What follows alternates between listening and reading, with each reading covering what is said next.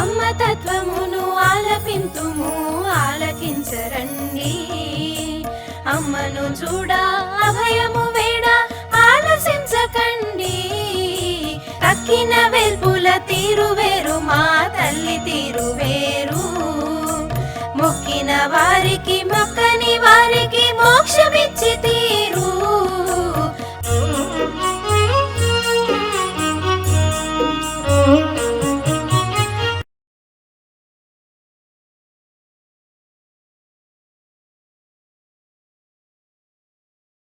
సుబ్బారావు అన్నయ్య గారితో మాకు పరిచయం ఉన్నది. ఎందుకంటే ఆయన నాతో కూడా ఇక్కడి నుంచి వచ్చేటటువంటి ఏవిఎల్ నరసింహారావు గారికి చాలా మిత్రుడు. వారిద్దరూ కూర్చొని సంభాషణలు ఆడుకునేవారు. మాకు దూరంగా వెళ్ళి కూడా వాళ్ళు గుసగుసలు ఆడుకునేటటువంటి వైనం కూడా లేకపోలేదు. అయితే సుబ్బారావు అన్నయ్యకి ఎప్పుడు ఏంటి, సంస్థ ఇంకా అభివృద్ధి చెందాలి, సంస్థ ఎటో వెళ్ళిపోవాలి అన్నటువంటి మనస్సులో ఆకాంక్ష, ఆ ఉత్కంఠ ఎప్పుడూ కనబడుతుండేవి. అయితే సరాసరి ప్రస్ఫుటంగా కనబడేలా ఆయన ఇన్వాల్వ్ అవ్వకపోయినప్పటికీ కూడా ప్రతి కార్యక్రమంలో ఆయన తాలూకా వేలు పాలు కూడా ఉండేవని నా నమ్మకం. ఆయనతోటి సంస్థ గురించి ఏదైనా అడిగితే, సంస్థ చూసుకోవడానికి అమ్ముంది కదా, మనం అన్నపూర్ణాలయంలో నెయ్యి వడ్డించినా జరిగిపోతుంది అన్న విషయాన్ని గుర్తించిన వాళ్ళు మొట్టమొదటి వారు సుబ్బారావు అన్నయ్య. అంచేత ఆయనకు ఉండేటటువంటి ఇది చాలా నాన్నగారు కూడా సరాసరి ఈ విషయంలో ఎప్పుడూ పాలు పంచుకున్నట్టు కనబడలేదు. ఏ రకమైనటువంటి మీటింగ్లో ఆయన అటెండ్ అయినట్టు నాకు తెలియదు. కామేశ్వరరావు గారు కానీ, మొదన్నయ్య కానీ, రావూర్ ప్రసాద్ గారు కానీ, లేకపోతే అప్పుడు రవిని చంద్ర ఇద్దరు ఉండేవారు, రవిచంద్రులు అనుకునేవాళ్ళం. ఆయన ఉండేవారు, దినకరు, వీళ్ళందరూ ఉండేవారు. కానీ ఆయన ఏ రోజు ఆఫీసులోకి వచ్చి ఇది ఇట్లా ఉంది అది ఎట్లా ఉందని ఏ రోజు లేదు. ఈ విషయంలో నేను ఒకసారి ఇంకోటి ఏం చెప్పాలంటే, ఒకసారి సాయంత్రం సంధ్యా సమయం, సంధ్య అంటే సాయంత్రం 8 అయింది, సంధ్య దాటింది. అమ్మ అక్కడ చక్కటి తెల్లటి మల్లెపూలు లాంటి దుప్పటి పరుచుకొని పట్టు మంచం మీద నవారు మంచం మీద అక్కడ పడుకొని, అరే అమ్మకి ప్రదక్షిణ చేసుకుంటే బాగుండు అనేటటువంటి ఒక ఉద్దేశం కలిగింది. అయితే ఆ మంచాన్ని ఎంత జాగ్రత్తగా పెట్టింది, గోడవారగా పెట్టి ఆ అవకాశం లేకుండానే క్రియేట్ చేయించి అమ్మ అక్కడ. సరే అటు తిరిగి చూశాను, అటేపు దారి ఉందా, పోనీ గోడ దూకి అటు వెళ్తే ఏమైనా ప్రదర్శన అవుతుందా, ఇవన్నీ ఆలోచిస్తే తాడ్యం వచ్చినాను. అమ్మకి ఇవన్నీ తెలియనివా, మనలో ఆలోచన ఆవిడే, మనలో సంకల్పం ఆవిడే, మనలో వికల్పం ఆవిడే అవ్వదు కదా. అటు చూసి ఇటు చూసి ఇటు రా అని నన్ను పిలిచింది చేస్తాడు. నాన్నగారికి ప్రదర్శన చేసుకురా అంది. బాగుంది ఇంటో అనుకొని మంచి ఉత్కంఠగా వెళ్ళి అక్కడికి వెళ్ళి, అప్పుడు ఇక్కడ మన మేడ మీదేనే అమ్మ రూమ్లోంచి బయటకు వచ్చేటువంటి, దర్శనాలు ఇచ్చేటటువంటి రూమ్లోంచి బయటకు వస్తే అక్కడెక్కడుందో అక్కడ చిన్న వరండా ఒకటి ఉండేది. ఆ వరండాలో నాన్నగారు డాబా, ఆ డాబా మీద నాన్నగారు మంచం వేసుకొని పరగడ పెట్టుకొని ఆయన ఆకాశంలోకి చూసుకుంటూ నక్షత్రాల వైపు చూస్తూ, అయితే ఆయన మనసు ఏ గోడకి వారగా లేదు. అని చెప్పి ఇది బాగుందని చెప్పేసి ముమ్మారు ఆయన ప్రదక్షిణ చేసుకుని ఆయన పాదాలకు నమస్కారం చేసుకొని, పాదాలు తాకొచ్చా స్వామి అని అడిగాను. ఈ పాదాలు తాకితే ఏముంది, వెళ్ళి అక్కడ మీ అమ్మగారితో పాదాలు తాక్కో అన్నారు. అంటే మీ అనుగ్రహం, మీరు అంటే అదే జరుగుతుందండి అన్నాను. అలాగే అన్నాను. అంటే అక్కడ పో, సరే ఆయన పాదాలు నమస్కారం చేసుకుని అక్కడికి వెళ్తే అమ్మ పాదాలు ఇచ్చింది. అమ్మ పాదాలు నమస్కారం చేసుకుని హ్యాపీగా వచ్చాను. అంచేత అక్కడ జరిగే ప్రతి కార్యక్రమంలో, ప్రతి విషయంలో కూడా ప్రతి ఒక్కరికి ఎంత ఇన్వాల్వ్మెంట్ ఉండాలో అంతా ఉన్నది. దాన్ని అయితే వ్యక్తీకరించి కానీ లేకపోతే దాన్ని క్వాంటిఫై చేసి కానీ ఎవ్వరూ ఏమీ చెప్పలేరు. అంచేత సుబ్బారావు అనే విషయంలో. రెండోది రెవెన్యూ విషయంలో, రెవెన్యూ ఇన్వాల్వ్మెంట్ ఈ మధ్యలో నేను చూస్తున్నాను. ఎంత పాజిటివ్గా, ఎంత కన్స్ట్రక్టివ్గా ఆయన ఆలోచించి ఈ కార్యక్రమాన్ని ముందుకు తీసుకెళ్తున్నాను అనేది నిజంగా మహాశ్లాఘనీయం, ఎంతో ఇదేంటువంటి విషయం, చాలా సంతోషం. ఎందుకంటే ఇందులో ఉండేటువంటి విమర్శలు కానీ, ఇందులో ఉండేటటువంటి రాజకీయాలు కానీ, లేకపోతే ఇంకొకళ్ళ తాలూకా ఈగోయిజమ్స్ కానీ ఎన్నింటికో ఇక్కడ తావుంది.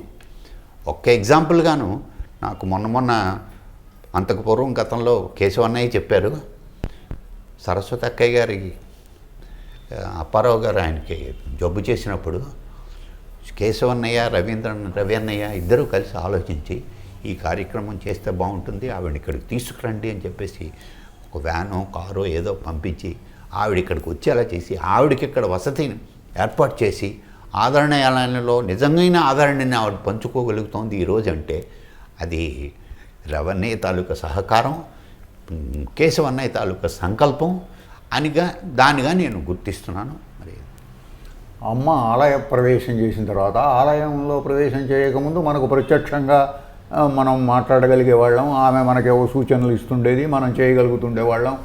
అమ్మ యొక్క ప్రత్యక్ష ఇది ఉండేది మనకి. ఆలయంలో చేరిన తర్వాత ఆమె చెప్పింది, నేను శరీరంలో ఉన్నప్పటికంటే శరీరం దాల్చిన తర్వాత ఇంకా ఎక్కువ ఉపయోగపడతాను అని చెప్పేది.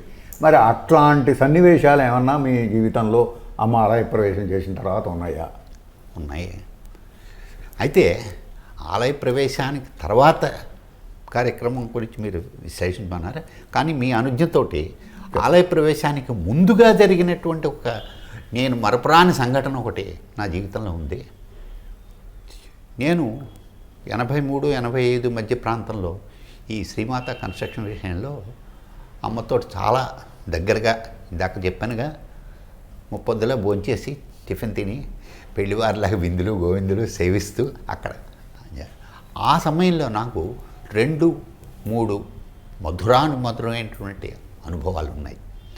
ఒకటేంటంటే అది అమ్మకు నాకు పెట్టిన పరీక్ష, అమ్మకి నేను పరీక్షించుకుందామనేటటువంటి ఒక తపన నాలో ఎందుకు పుట్టించిందో నాకు తెలియనిటువంటి విశేషం. ఒకరోజు శ్రీమాత కన్స్ట్రక్షన్ పూర్తయింది, ఇంకా గృహప్రవేశానికి చాలా తక్కువ రోజులు ఉంది. గృహప్రవేశం దసరాల్లో విజయదశమి నాడు అమ్మ చేస్తానని చెప్పింది. దానికి ముందుగాను అక్కడ ఒక బాత్రూమ్ ఒకటి కట్టాం. ఆ బాత్రూమ్కి హాల్లోంచే దానికి లోపలికి పోవడానికి బయటకు రావడానికి వసుంధరక్కయ్య వచ్చి, అన్నయ్య ఇది చాలా ఇబ్బంది అయిన విషయం, అమ్మ స్నానానికి కనీసం 100-150 బిందెలు నీళ్ళు అవసరం వస్తుంటాయి, అవి కూడా కాగుతున్నటువంటి మరుగుతున్నటువంటి నీళ్లు కావాలి, ఒకే దారి ఉంటే పోవటం రావడం కష్టం, ఈ పక్క నుంచి ఒక దారి ఏర్పాటు చేయలేమా అని అడిగాను. అదెంత మాట అక్కయ్య, అలాగే చేద్దామన్నాను. దాని సరే మార్కింగ్ ఇచ్చేసి మేస్త్రిని వాళ్ళని పెట్టేసి ఇక్కడ గోడ బదలగొట్టడానికి నేను ఇన్స్ట్రక్షన్ ఇచ్చాను. అక్కడి నుంచి పైనుంచి అమ్మ దగ్గర నుంచి కబురు, ఎవరో అమ్మ నేను రమ్మంటున్నారు ఇగో వచ్చేస్తున్నా అని చెప్పేసి కాళ్ళు కడుక్కొని ఒక పరిగెత్తి వెళ్ళాను. ఏంటమ్మా అంది. ఏమిటి నాన్న ఈ జబ్బంతా సలిపేస్తోంది, ఏమిటి అక్కడ బాతున్నారు ఊరికేను. నాకు ఆశ్చర్యం వేసింది. మేము అక్కడ బాతున్నదేమో ఇటుకి గోడ, ఈవిడికి సలుపుతున్నదేమో కుడిభుజం. ఇదేమిటి, వీటన్నిటికీ ఎక్కడ లింకు, ఏమిటిది, ఈవిడ నన్ను మాయలో పడేయడానికి ఈ రకమైనటువంటి ఇది మనతో చెప్తోందా? అటువంటి చెప్పాల్సినటువంటి అవసరం ఆ అమ్మవారికి ఎందుకుంది? ఆలోచించి అమ్మ నాది పొరపాటేనమ్మా, నీ చెవిలో వేయకుండా ఈ రకమైనటువంటి నిర్ణయం తీసుకోవడం నా వల్ల పొరపాటే, క్షమించని చెప్పేసి ముందు పాదాలు పెట్టేసుకున్నాను. అంటే అది సరేలే, అంత అవసరమా అది.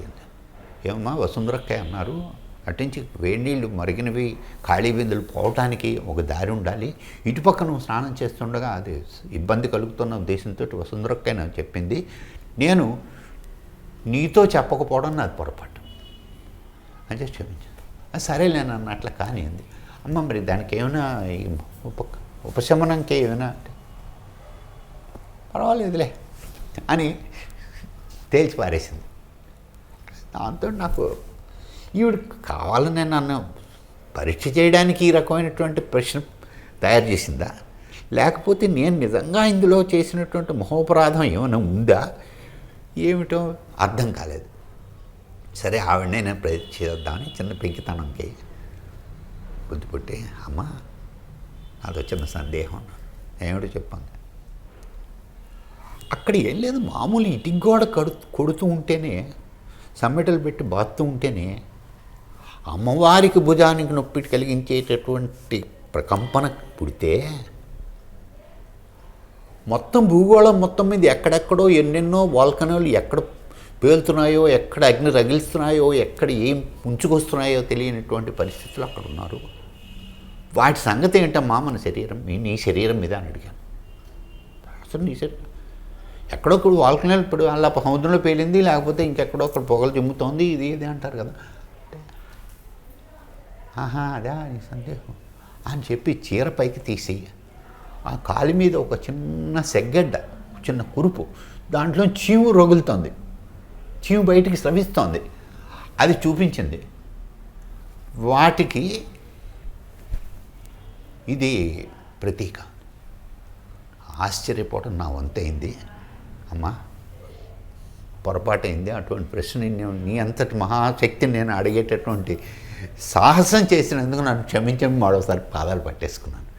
అంటే అమ్మకి సాక్షాత్తు భూగోళంతో ఉన్నటువంటి పట్టు ఆ రోజు నాకు కొంత అర్థమైందేమో అని అనిపించింది. తాదాప్యం ఎంత ఉందో అర్థమైనట్టు అనిపించింది. అది సర్వకాలంలో ఈ శరీరంతో ఉన్నంత వరకు ఉండాలని నేను కోరుకుంటున్నాను. అమ్మ తను స్వయంగా వజ్రోత్సవానికి మమ్మల్ని ప్రోత్సహించి నన్ను ఏవిఎల్ నరసింహారావు గారిని, కేశవ శర్మ గారిని ముగ్గురిని పిలిచి మా ముగ్గురికి ఒక కార్యక్రమం అప్పచెప్పింది.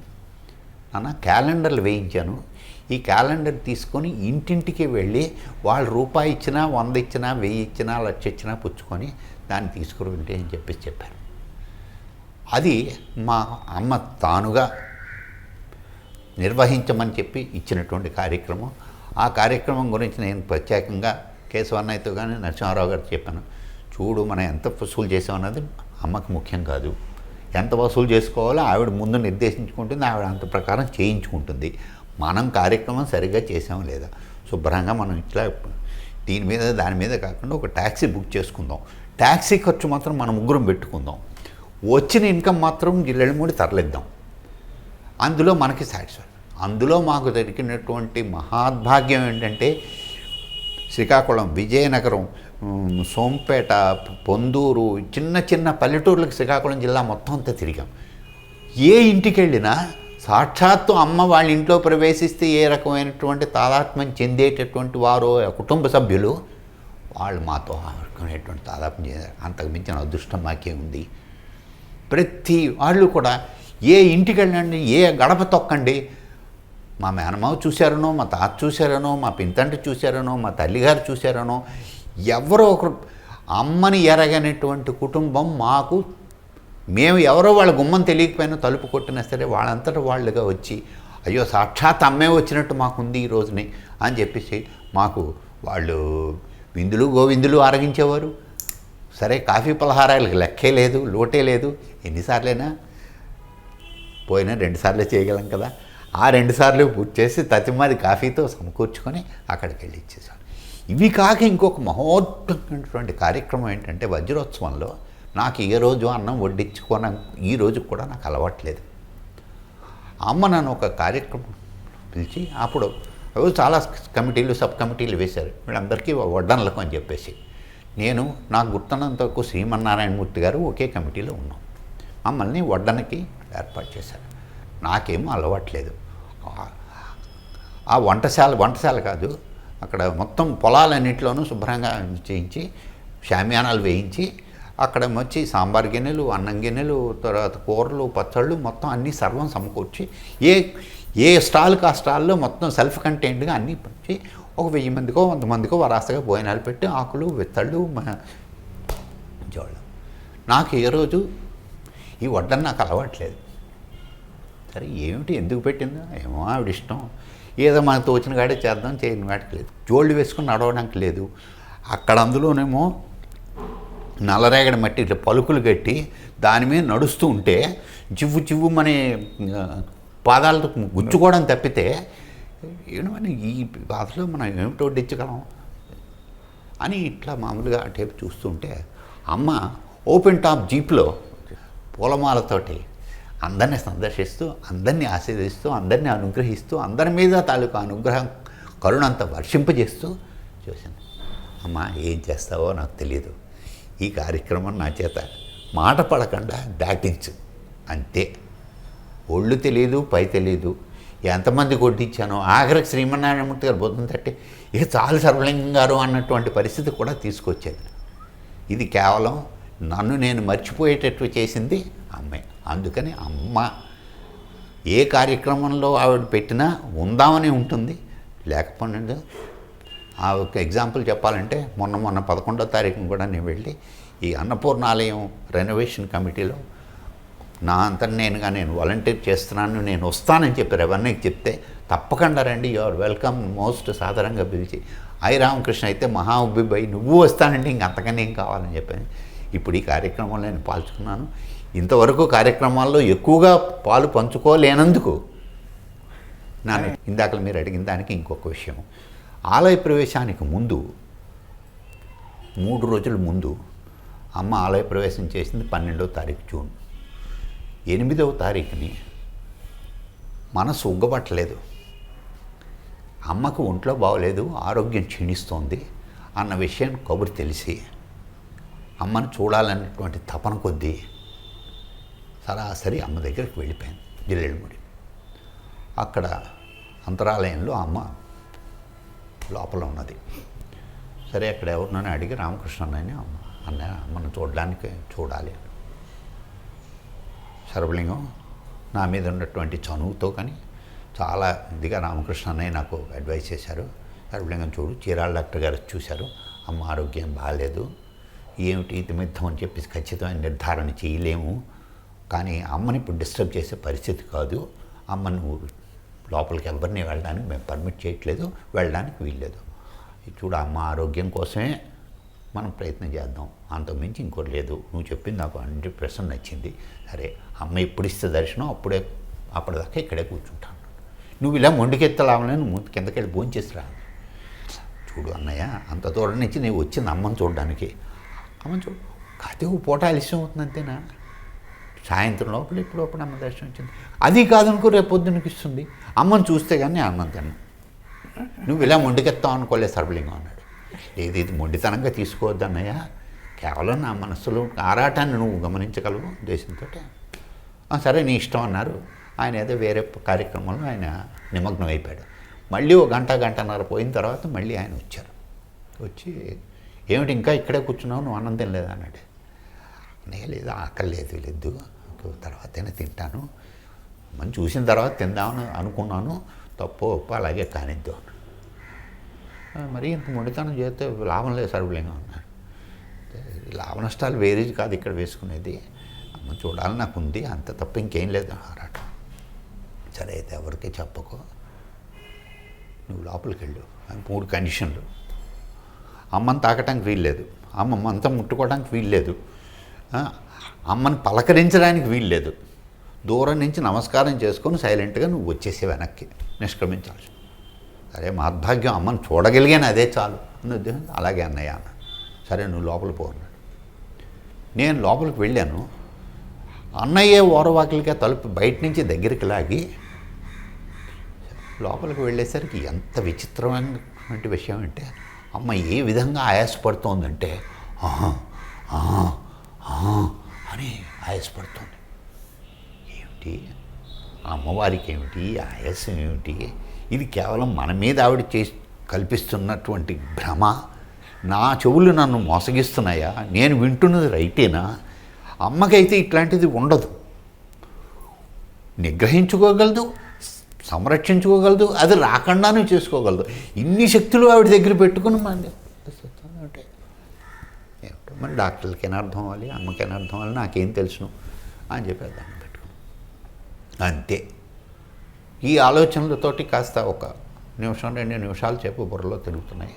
అమ్మ ఇంత ములుగులోనూ ఇంత ఆయాసంతోనూ ఎవరు వచ్చింది అని సుతారంగా పలకరించింది. అయితే అమ్మ నన్ను గుర్తించిందని చెప్పి, అమ్మ నేను అన్నాను, పేరు చెప్పలేదు, పేరు ఎందుకు ఆవిడకి అన్నీ తెలిసి మా తల్లికి. వచ్చావా, చూస్తున్నా నీకోసం, ఉబ్బి తబ్బి భయపోయాను, నా కోసం చూస్తున్నానంటువంటి ఎవరు మామూలుగా మన కోసం ఎవరైనా చూస్తున్నారంటేనే కాస్త మనసు ఉరకలు వేస్తుంది. అటువంటిది మహాతల్లి మహాశక్తి ఆవిడ అక్కడ కూర్చొని ఆవిడ మంచి నీకోసం చూస్తున్నానంటే చాలా సంతోషం వేసింది. వెనక్కి తిరిగా తలుపు లోపటి నుంచి గడపెట్టింది. సరే నేను వెళ్ళి వెనక్కి వైపు ఆ తలుపు నా వెనుకగా ఉండడం వల్ల నేను వెనక్కి తిరిగి ఆ తలుపు గొళ్ళెం పైకి పెట్టడానికి పైకి అటు తిరిగాను. అటు తిరిగి ఆ గొళ్ళెం పెట్టి ఇటు తిరిగే లోపల అమ్మ టక్కున లేచి బాసింపట్టేసుకుని మంచం మీద కూర్చొని ఇటు రా అంది.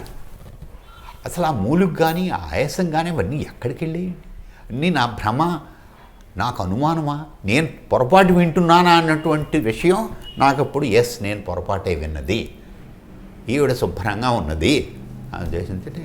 అమ్మాయి ఏంటమ్మా ఆరోగ్యం ఎట్లా ఉంది, ఆ సంగతి అట్టే పెట్టు. అమ్మాయి ఎట్లా ఉంది, అమ్మాయి అంటే మా శ్రీమతి గురించి. పిల్లలు ఎట్లా ఉన్నారు, బాగున్నారమ్మా. అమ్మ ఎలా ఉంది, అప్పటికి మా అమ్మ ఇంకా నా దగ్గరే ఉండేది. అంతా బాగున్నారమ్మా. అవునరా, నీకోసం నీతో పని ఉండి కబురు పెట్టాను. కబురు అంటే ఫిజికల్గా ఎవరి ద్వారా మన మెటీరియలిస్ట్గా కబురు అందింది కాదు, నా మనసులో మొత్తాన్ని మదించి చిలకరించి బయలుదేరేలా చేసిందే ఆవిడ కబురు. చెప్పమ్మా, దగ్గర రా అంది. నేను మంచం వారగా అమ్మ పాదాల దగ్గర నుంచి అమ్మ ముణుకులు తిక్కని ఇలా ఇట్లా పడుతూ కూర్చొని అంటే అమ్మ అంతే, నాన్న నేను వచ్చిన పని అయిపోయింది, నేను వెళ్ళిపోతున్నాను, ఆ విషయం నీతో చెప్దామని పిలిచాను. ముందు అసలు ఆవిడ చెప్పే మాటలు కానీ ఆవిడ చెప్పేటటువంటి సందర్భం కానీ బుర్రకి ఎక్కలేదు. అసలు చెవిలోకి ఎక్కాయో బుర్రలోకి ఎక్కాయో నాకు తెలియదు. ఏమిటి ఏదో చెప్తోంది ఈవిడ అన్న ఆలోచన ఉన్నాను. రెట్టించి మళ్ళీ చెప్పింది అదే మాట. నేను వచ్చిన పని అయిపోయింది, నేను వెళ్ళిపోతున్నాను, ఆ మొక్క నీతో చెప్పడం పిలిచాను, నువ్వేమంటావు అని అడుగుతున్నాను. రెట్టించి అడిగింది. అయితే అప్పుడు కాస్త స్పృహ తెచ్చుకొని ఏమిటిది నన్నేనా ఈ విషయం అడుగుతుంది, అమ్మా నేను ఎందుకు వచ్చానో నాకు తెలియదు, నిజంగా ఈ రోజుకి నాకు ఈ భూమి మీదకి ఎందుకు వచ్చానో నాకు తెలియదు, ఏదో కార్యక్రమం ఉందేమో నాకు తెలియదు, అమ్మ ఏ విధంగా ఉపయోగించుకో, నువ్వేమో వచ్చిన పని అయిపోయిందని నిర్ధారిస్తున్నావు, ఇక నేను దాని గురించి నేను ఏం విమర్శిస్తాను, నా వల్ల కాదు. అయితే నాదొక సందేహం, నాదొక విజ్ఞాపన, ఏమిటి చెప్పాను, మాకు దిక్కేమిటమ్మా అని అడిగాను. ఇంతకాలం నీ దిక్కు ఉన్నాయి, నువ్వు ఉన్నావు అన్న ఉద్దేశంతో మాకు ఎంతో ఆనందంగా ఉండేది, మాకు దిక్కేమిటమ్మా అని అడిగాను. ఏమిటి శరీరం లేకపోతే నేను లేనట్టేనా, నేను ఎప్పుడూ ఉంటాను, నీతోనే ఉంటాను, ఇది గుర్తెట్టుకో చాలు, ఆ కవరంతా ఆ ప్రసాదించు చేపెట్టు. పక్కన ఉన్నటువంటి స్టీల్ బకెట్లోంచి నాకు ఒక 4-5 కుంకుమ పట్లాలు తీసి ఆ కుంకుమ పెట్టి ఈ తలంతా ఇట్లా నిమిరి భుజం మీద 2 సార్లు పక్కన నుంచి కిందకెళ్ళి భోంచేయి అని ఆవిడ ఇచ్చేసింది. ఇది ఆలయ ప్రవేశం జరగడానికి అంతే. నేను అక్కడి నుంచి విశాఖపట్నం చేరుకున్న మన్నాడు లేదు 2వ నాడు మళ్ళీ కేశవన్నయ్య పొద్దున్నే ఫోన్ చేసి ఇట్లా అమ్మ కాలం చేసింది, మహాసంబంధించింది, మనంతా ఇప్పుడు బయలుదేరుతున్నాం, పదండి అయితే అని చెప్పేసి మా కుటుంబాన్ని మా అమ్మగారిని కూడా తీసుకొని అక్కడికి వచ్చి అమ్మకి ఆఖరిసారిగా పాలతో అభిషేకం చేసుకునేటటువంటి మహద్భాగ్యాన్ని కల్పింప చేసుకున్నాను. అది చాలా సంతోషం శర్వలింగం గారు. ఇంకా ఏమన్నా మీరు చెప్పదలుచుకున్నా ఉన్నాయా? ఇంకొక విషయం ఉంది. అమ్మ ఆలయ ప్రవేశం జరిగినప్పుడు ఇలాగ ఈ కార్యక్రమానికి పంచుకున్నాను అని చెప్పాను. ఇది 1985 జూన్ 12 జరిగింది. ప్రతి ఏడాది నాకు ఎందుకో మేలో అమ్మ కళ్యాణ దినం అంటే చాలా ఎక్కువ సరదా పడేవాడిని. చాలా ఎక్కువ సార్లు అమ్మ కళ్యాణ దినం చూసుకునేటటువంటి సందర్భాలు కూడా అమ్మ క్రియేట్ చేసింది. అది నా అదృష్టం, అమ్మ అనుగ్రహం. అయితే 1986 మే 5కి తదుపరి మే 6 నుంచి నేను తిరుపతి మీదుగా చెన్నై వెళ్ళి మెడ్రాస్ వెళ్ళి మెడ్రాస్ నుంచి కన్యాకుమారి తర్వాత రామేశ్వరం ఇవన్నీ తీర్థయాత్రలన్నీ పెట్టుకొని ప్రోగ్రాం చేసుకొని 5వ తారీఖు మాత్రం అమ్మ దర్శనం కళ్యాణోత్సవం చూద్దామన్న ఉద్దేశంతో నేను జిల్లెళ్ళమూడి చేరుకున్నాను. నాకెందుకో ఆ 86 మే 5 కళ్యాణోత్సవం అస్సలు రుచించలేదు. అంటే నేను చెప్పేది భోజనం కాదు, అమ్మ ఉండేనాటి కార్యక్రమానికి, అమ్మ మరుగైనటువంటి తెరమరుగున ఉన్నటువంటి కార్యక్రమానికి ఇంత డిఫరెన్సా? ఇది నాలో బలహీనత, లేకపోతే దాన్ని చూసేటటువంటి దృష్టి నాకు ఎందుకు మార్చేసింది అమ్మ? నాకేం అర్థం. అయితే చాలా మనసులో ఎంత బాధపడ్డానంటే అంత బాధపడ్డాను. అమ్మ ఉంటే ఇట్లా జరిగేదా? అమ్మ లేదు కాబట్టి ఇట్లా జరుగుతోంది కదా అన్న ఉద్దేశం. అయితే ఎవరితోనూ నేను వ్యక్తీకరించలేదు, ఈ విషయం ఎవరితోనూ పాలు పంచుకోలేదు. అంత చనువుగా ఉండేటటువంటి వాళ్ళు కూడా నాకు చాలా తక్కువ మంది. ఒక్క కేశవన్నయ్య ఉండేవారు. కేశవన్నయ్య విషయంలో కూడా అమ్మ విషయంలో ఆయన పెడితే ఆయన ఎప్పుడు కూడా అమ్మ పక్షమే కానీ మన పక్షం మాట్లాడడానికి అసలు ఆయన ఆలోచన చేసేవారు కాదు. ఎందుకంటే అమ్మ అంటే ఆయనకు ఉన్నటువంటి అసలు శంకలేనటువంటి మనస్సు. సరే అయిపోయింది. ఇది అయిన తర్వాత ఇక్కడి నుంచి వెళ్ళమని బయలుదేరి హాఫ్ హార్టెడ్గాను, అసలు మనస్సు సహకరించట్లేదు. ఈ 2-3 నుంచి తిరుపతి వెళ్తాను. తిరుపతి వెళ్ళాను. తిరుపతిలో దర్శనానికి ఏవో కాటేజ్ ఇవన్నీ ఏర్పాటు చేసుకున్నాను. అయితే అనుకోకుండా ఏంటంటే ఈవిడ వాకిటి చేరింది. కొండ మీదకి వెళ్ళి కొండ మీద మేము లాడ్జిలో దిగిన తర్వాత ఈవిడ వాకిటి చేరింది. సరే ఇంక గుళ్ళోకి పోవడానికి లేదు. సరే నేనేం చేశానంటే నేను స్నానం చేసి నేను మా అమ్మాయిని అప్పటికి అదెంత 12 ఏళ్ళు, దాన్ని తీసి 12 ఏళ్ళు అంటే నేను 7వ క్లాసు 8వ క్లాసు 7th క్లాస్ చదువుతుండేది. అవి సమంగా వాళ్ళ రిజల్ట్స్ వచ్చే రోజు అది. ఇక గుళ్ళోకి వెళ్ళిన దగ్గర నుంచి తిరుపతి వెంకన్నను దర్శనం చేసుకుందాం అనేటువంటి సరదా చిన్నపిల్లలు వాళ్ళకి ఎలాగ ఉంటుందని మనం ఆశించకూడదు, ఊహించకూడదు. మీరు నా రిజల్ట్స్ వచ్చే రోజుని, నా రిజల్ట్స్ తెలుసుకోవాల్సినటువంటి రోజుని ఊళ్ళో లేకుండా, ఇంటి దగ్గర లేకుండా, స్కూల్కి ప్రెమిసెస్లో లేకుండా ఇక్కడెక్కడికో తీసుకొచ్చారు. నా రిజల్ట్ ఏమైంది? నీ రిజల్ట్ ఏమవుతుంది? పాస్ అవుతావు, నువ్వు నెక్స్ట్ క్లాస్ నువ్వు ప్రమోట్ అవుతావు. ఎంత చెప్పినా ఆవిడ వినిపించుకోవట్లేదు. ఒకటే నస. ఇక మరి అడగండి.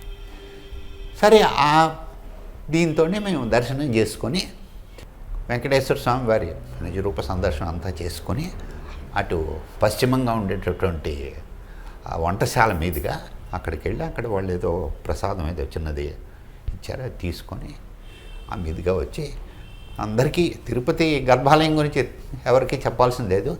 విమాన వెంకటేశ్వర్లు తాలూకా ఎదురుగుండేటటువంటి మంటపానికి మెట్లు ఉంటాయి. అక్కడ మహాతల్లి ఇక్కడ పీఠం వేసి కూర్చుంది అమ్మ. అయితే రూపం మార్చింది, శరీరం కానీ, ఆ సౌష్ఠవం కానీ, ఆ తేజస్సు కానీ అంత ఇదిగా ఉంది. నేను అక్కడి నుంచి ఈ విమాన వెంకటేశ్వరులు మా అమ్మాయికి చూపించేద్దాం ఉన్న ఉద్దేశంతో ఆ మెట్లు దాన్ని ఎక్కించి ఈ మహాతల్లి పక్కన కూర్చునుంది.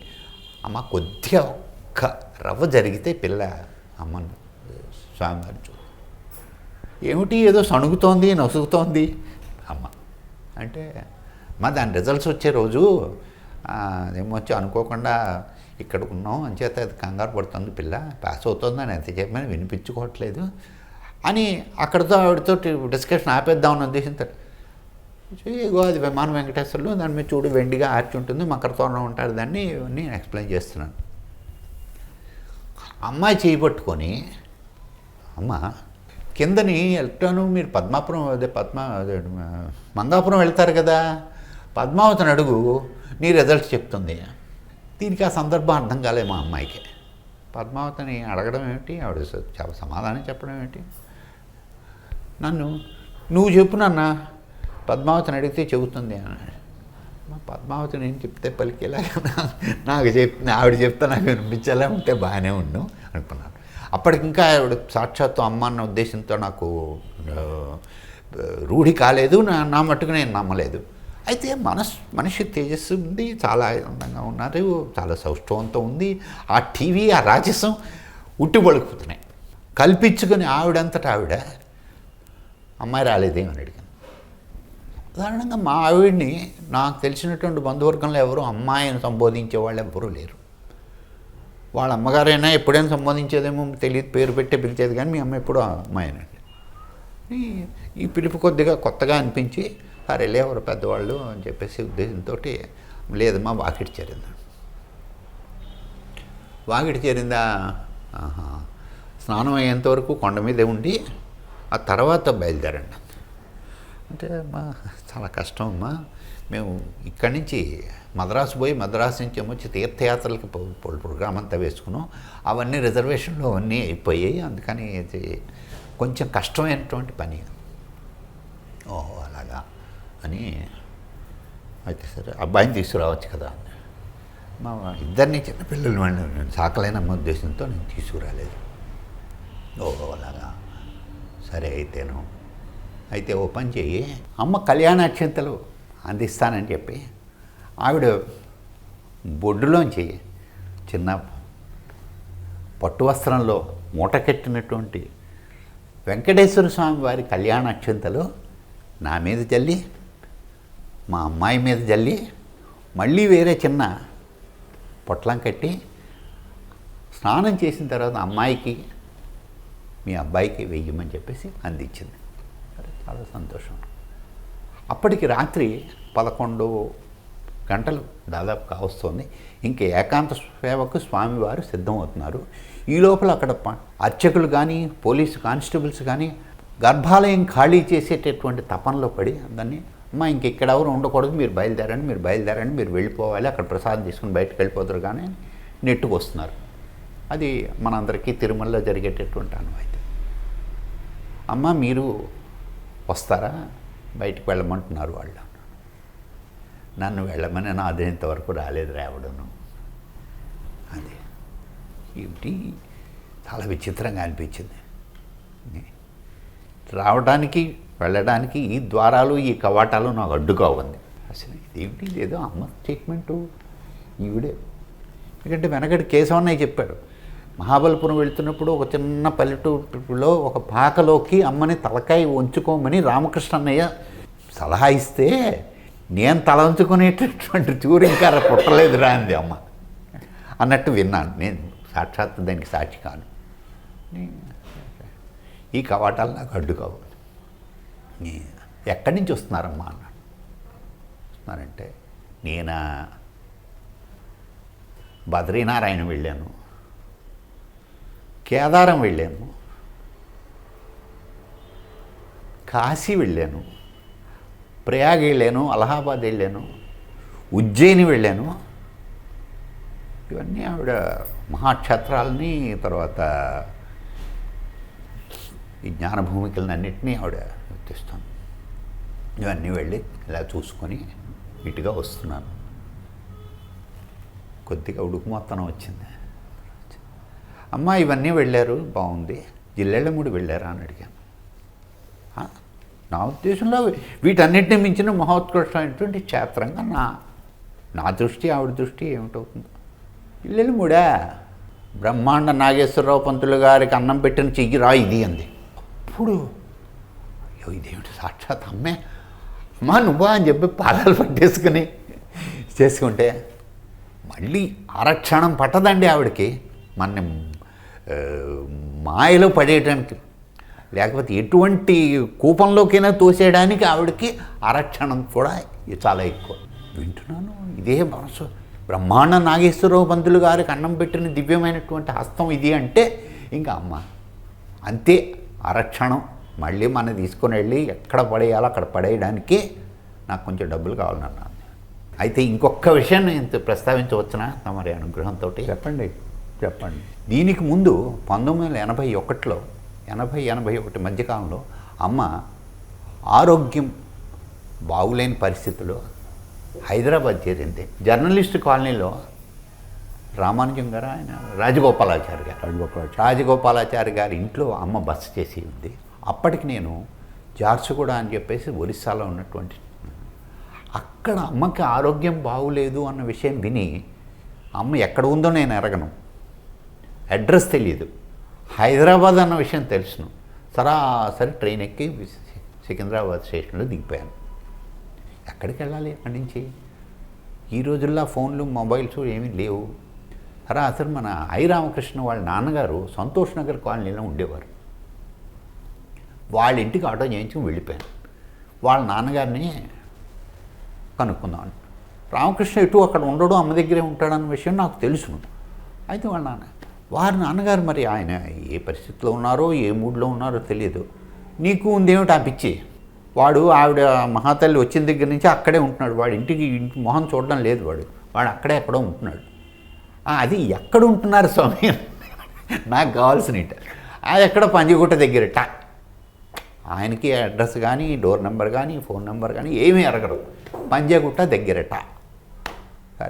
సరే మళ్ళీ ఆటో చేయించుకుని పంజగుట్టకు అని చెప్పి పోలీస్ స్టేషన్కి అని చెప్పేసి ఆటో చేయించుకుని బయలుదేరాను.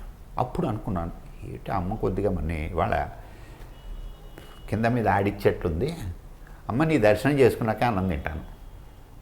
ఎందుకంటే అమ్మతో మనం అలగలిగింది కాస్త ఆ 4 మెతుకులు నేను ఇంకో గంట తర్వాత తింటానంటేనే అమ్మ పాపం ఆదుర్దాపడి అదిగో ఇదిగో ఉంటుంది. అంతే. అక్కడికి వెళ్ళి పంజగుట్ట స్టేషన్ నుంచి ఆ జర్నలిస్ట్ కాలనీ అన్నీ ఎరగను, అటేపు చిన్న గట్టు ఉంది, అక్కడ కలవట్టు ఉంది, ఆ గట్టు మీద కూర్చున్నాను. జై హోమాత శ్రీ అనసూయ రాజరాజేశ్వరి అనుకుంటాను. అయితే ఆవిడ నామం చేస్తే ఆవిడ పూజ చేస్తే ఆవిడ కోసం అన్నం తిన్నాం అనుకుంటే ఆవిడ మరి ఆగదు కదా. త్రిమూర్తుల్ని పంపించింది. సుబ్బారావు అన్నయ్య, రామకృష్ణ అన్నయ్య, గోపాల్ అన్నయ్య, ముగ్గురు త్రిమూర్తులే ఆ డౌన్లో దిగి వస్తున్నారు. నమస్కారం అన్నయ్య అన్నాను. ఏమిటి సర్వలింగ నువ్వా, ఏంటి ఇక్కడ కూర్చున్నాయంటే అన్నారు. అంటే మరి ఎక్కడ కూర్చోను, అమ్మ ఎక్కడ ఉందో నేను ఎరగను, అందుకని నేను ఇక్కడ కూర్చున్నాను, అమ్మే మిమ్మల్ని పంపించింది గురువు. ఏం లేదు, ఇలా వెళితే పక్కన వెళ్తే రాజగోపాలాచారి గారు ఉంటారు, వాళ్ళ ఇల్లు అక్కడికి వెళ్తే అక్కడికి. సరే అని చెప్పి మళ్ళీ అక్కడ చేరుకుని సరే అమ్మగదిలోకి వెళ్ళి దండం పెట్టుకొని చేశాను. పోయి అన్నం తిన్నాను అంతే.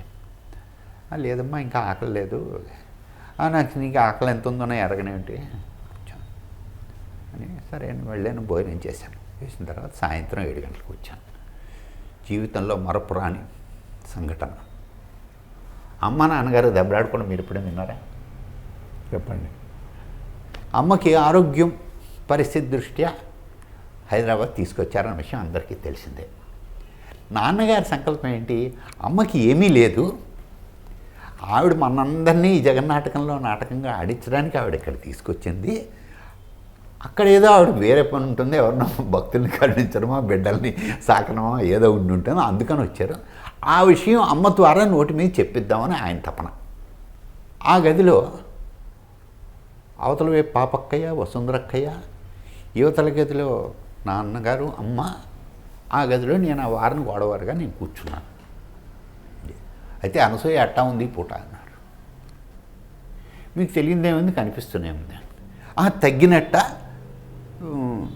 దాని మందు మొదలెట్టారు కదా, ఉపశమనం కలిగిందా అన్నట్టుగా అర్థం వచ్చేలాగా ఆయన నాన్నగారు అంటున్నారు.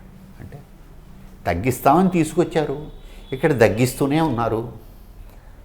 ఈ డొంక తిరుగుడు సమాధానం కాక నీకు ఉన్నది ఏదో నువ్వు చెప్పు, దాన్ని బట్టి నిర్ధారించడం వారు వైద్యులు, వాళ్ళు చూసుకొని దీనికి ఏ రకమైన ట్రీట్మెంట్ ఇవ్వాలో వాళ్ళు చెప్తారు. నేను ఉన్నది ఉన్నట్టే చెప్తున్నాను, ఉన్నది లేనట్టు లేనిది ఉన్నట్టు చెప్పాల్సిన అవసరం నాకు లేదు. మీరే లేనిది ఉన్నట్టు ఉన్నది లేనట్టు అభూత కల్పన చేసుకొని అమ్మ నేను ఇలా చెబితే బాగుంటుంది, మీ మనస్సుకు సంతోషపడడానికి నేను చెప్పాల్సిన వాక్యాలు మాత్రం కావు ఇవి. నాకు ఉన్న రోగం అలాగే ఉంది, తగ్గలేదు అన్న విషయం మీరు గ్రహించడానికి, మీరు అంగీకరించడానికి మీ మనస్సు ఎందుకో సహకరించట్లేదు. నేనేం చేయలేను. నాన్నగారికి వచ్చింది, నాన్నగారి కోపం నేను సాధారణంగా ఎప్పుడు నేను అంటే ఉండుండొచ్చు, మనిషి అన్న కోపం లేకుండా ఉండదు. చిన్నప్పటి నుంచి చూస్తున్నాను, ఎప్పుడు చూసినా ఈ డొంక తిరుగుడు సమాధానాలు చెప్తే సూటిగా చెప్పవు కదా అని నాన్నగారు అమ్మని గదమాయించడం. ఇంట్లో మా నాన్నగారు మా అమ్మని గదమాయించిన సన్నివేశాలు నేను చూశాను. సరే, ఇంట్లో ఏర్కొనేటువంటి కాస్త వయసు మీరినటువంటి పెద్దలు, వృద్ధులు, వారికి వారి సతీమణితో ఉండేటువంటి భేదాభిప్రాయం మరో విధంగా చెప్తాను. నాన్నగారు అటువంటి చిద్విలాసంగా అస్సలు ఆ రకమైన దీని గురించి బాధపడుతున్నట్టు కానీ ఒక్కసారి డొంక తిరుగుడిగా తప్పితే తిన్నగా సూటి సమాధానం చెప్పి అన్న పొరపాటు అయింది అన్న ఉద్దేశం చిన్న మాట కూడా నేను తప్పనించు అయితే ఆయన వాడించు. సరే, ఇంక ఇది మనం ఉండాల్సినటువంటి జాగా కాదు, మన మర్యాద మనం దక్కించుకోవాలి అని చేసి లేచి నేను నిష్క్రమించడానికి సిద్ధమవుతున్నాను. నువ్వెక్కడ బయలుదేరా ఉంది అంటే నాన్నగారితో మాట్లాడుతున్నావు కదా, ఇప్పుడు డాక్టర్ గారు వాళ్ళు వస్తారు కదా, నేనేదో అమ్మని మళ్ళీ అంత మా శక్తిని మళ్ళీ ఇచ్చే శక్తి మనకెక్కడుంది అంటే అదేం కాదు, నాకు తెలిసిన ఈ సంగతే, నువ్వు ఈ కుటుంబంలో వాడివే, ఈ కుటుంబంలో విషయాలు నువ్వు వినకూడదు ఏమీ లేవు, కూర్చో. ఒక పక్క ఆనందం, నేను ఈ కుటుంబంలో వాడినే అనమాట, బ్రహ్మాండం వారితో నాకు ఉన్నటువంటి రిలేషన్ ఉందన్నమాట. లేకపోతే ఇక్కడ ఆ ముక్క మంచి ఖచ్చితంగా ఆవిడంతటా ఆవిడే చెప్పి నువ్వు ఈ కుటుంబంలో వాడివే, పరాయి వాడివి కాదు, కూర్చో అక్కడ.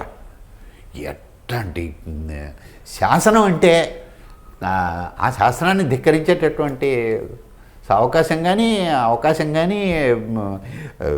ధైర్యం కానీ ఎవరికి ఇవ్వదు ఆవిడ. అవి చూస్తున్నాం.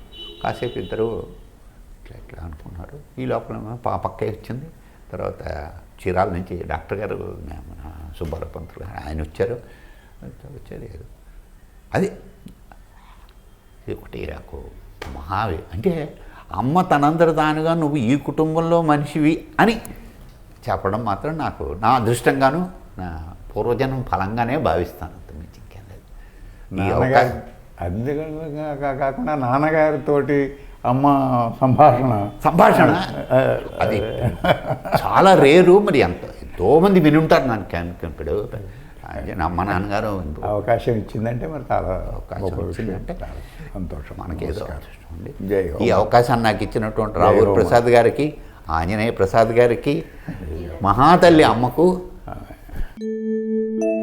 మరొకరి అనుభవాలతో మళ్ళీ కలుసుకుందాం. జై హో మాత. మీ రావూరి ప్రసాద్.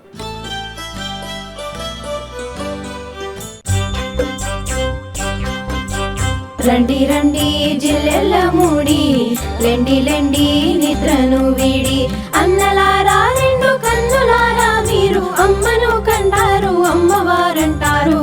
రండి రండి జిల్లెల్ల మూడి, లెండి లెండి నిద్రను వీడి. రండి రండి జిల్లెల్ల మూడి, లెండి లెండి నిద్రను వీడి. రండి రండి జిల్లెల్ల మూడి, లెండి లెండి నిద్రను వీడి.